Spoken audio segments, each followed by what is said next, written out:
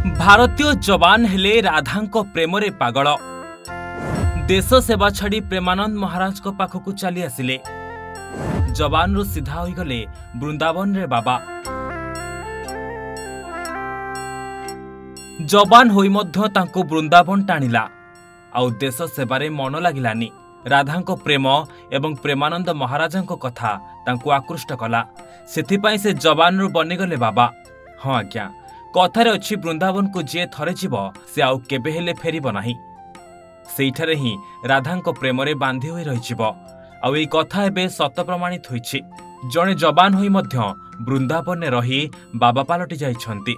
हातरे एबे बंधुक नाही, देहरे एबे सेनार वर्दी नाही, अछि केवल हळदी धळा रंगर वस्त्र।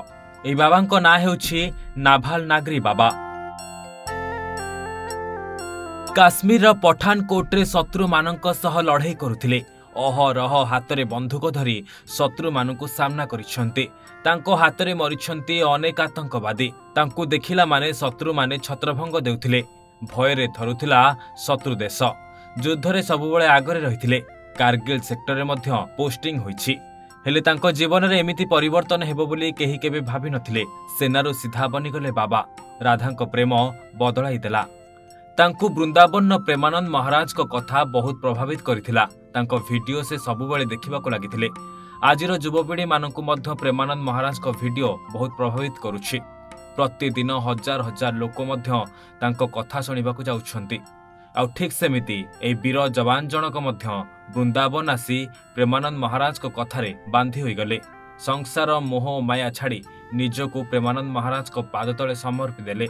जदि देखिबा प्रेमानंद महाराज को शिष्य बड़ बड़ प्रोफेसर, डाक्टर, इंजीनियर, सीए जो माने बड़ बड़ कंपनी छाड़ी आसी प्रेमानंद महाराज को शिष्य पालटी जाइछन्ति। आउ एबे एई जवान जनक